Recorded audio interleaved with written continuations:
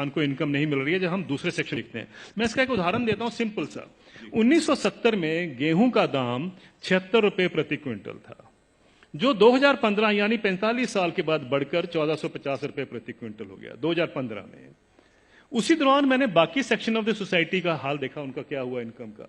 मैं सिर्फ बेसिक पे और डीए ले रहा हूं। उसी दौरान में 45 साल के पीरियड में सरकारी मुलाजिम की जो बेसिक पे और डीए है वो 120 से 150 गुना बढ़ गया, और जो स्कूल टीचर्स की जो तनख्वाह बढ़ी है उस दौरान में वो 280 से 320 गुना बढ़ गई, और जो कॉलेज के यूनिवर्सिटी प्रोफेसर्स हैं उनकी तनख्वाह 150 से 170 गुना बढ़ी है उस 45 साल के पीरियड में। किसान की जो इनकम है, जो गेहूं के दाम से या धान के दाम से आप नापेंगे, वो 19 गुना बढ़ती है।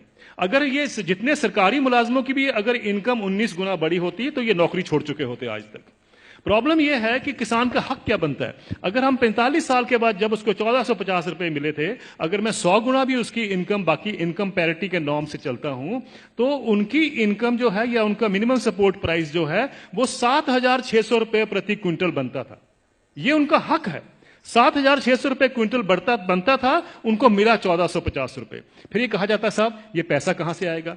कभी आपने पूछा जब कॉर्पोरेट को पैसा दिया जाता है कहां से आएगा? कभी आपने पूछा 7वां वेतन आयोग का पैसा कहां से आएगा? 7वां वेतन आयोग जब सारे देश में फैलाया जाएगा, अभी तो सिर्फ सेंट्रल गवर्नमेंट का है, तो क्रेडिट स्विस बैंक की स्टडी कहती है 4,80,000 करोड़ रुपए हर साल एडिशनल खर्चा होगा। किसी ने नहीं पूछा कि पैसा कहां से आएगा। किसी ने नहीं कहा कि फिस्कल डेफिसिट बढ़ जाएगा। आप किसान को 2 लाख रुपए दे दीजिए, 2 लाख करोड़ रुपए अनाउंस कर दीजिए साल का देंगे, हाहाकार मच जाएगा इस देश में। अरे ये पैसा व्यर्थ जा रहा है, ये लोग डिजर्व नहीं करते हैं, ये सारा कुछ होगा, फिस्कल डेफिसिट बढ़ जाएगा। लेकिन इंप्लॉइज के लिए किसी ने कहा फिस्कल डेफिसिट बढ़ जाएगा?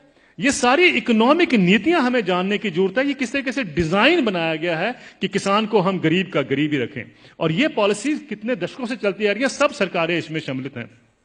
अब आपका जो सवाल था कि ये क्या कारण है, इसका कोई बीच का रास्ता भी हो सकता है। बीच का रास्ता हम क्या ढूंढते हैं, मुझे एक छोटी सी बात बता दीजिए। जब आपका इनकम मिलती है, 7वां वेतन आयोग मिलता है या किसी को भी अपनी इनकम मिलती है, तो क्या कभी किसी ने सोचा है कभी किसान को कभी हाउस रेंट मिला हो, कभी एजुकेशन रेंट मिला हो, कभी हेल्थ अलाउंस मिला हो, कभी बच्चों के लिए मेडिकल अलाउंस मिला हो? किसानों को क्यों, ये क्या किसान नहीं क्या इस सोसाइटी में रहते हैं? सुप्रीम कोर्ट के जो ऑफिसर्स हैं उनको 21,000 रुपए कपड़ा धोने के लिए मिलता है हर साल का। डिफेंस वालों को 20,000 मिलता है हर साल का कपड़ा धोने के लिए, कपड़े धोने के लिए। और वो लड़ाई कर रहे हैं आजकल, डिफेंस वाले कह रहे हैं कि साहब सुप्रीम कोर्ट वालों को ज्यादा क्यों मिलता है, हम तो बॉर्डर पे रहते हैं। मेरा यह सवाल है, क्या किसान के पास कपड़े नहीं होते धोने को? कभी आपने सुना है कि किसान के कपड़े के लिए 20,000 रुपए भी कभी उसमें ऐड किया गया हो?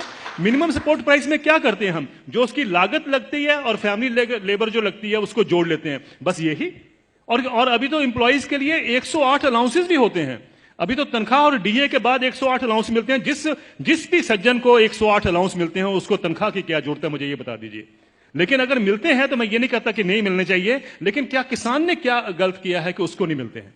मैं ये कहना चाहता हूं, कभी किसान के एमएसपी में हाउस रेंट जोड़ा गया है, कभी उसका मेडिकल अलाउंस जोड़ा गया है, कभी उसके बच्चों के लिए एजुकेशन अलाउंस जोड़ा गया है? क्यों? क्या उसने बच्चे नहीं पालने हैं? हम ये क्यों मान के चलते हैं कि किसान तो हमारे देश के ऊपर बोझ है, इसके ऊपर हम दान कर रहे हैं? आप दान नहीं कर रहे हैं, आप उसको एक्सप्लॉइट कर रहे हैं, आप किसान को निचोड़ रहे हैं, और उसी के साथ आपकी अर्थव्यवस्था चलती है। यह अर्थव्यवस्था के जब तक हम ढांचे को नहीं देखेंगे, हमें समझ नहीं आएगा कि किसान को मार इतने सालों से क्यों पड़ रही है।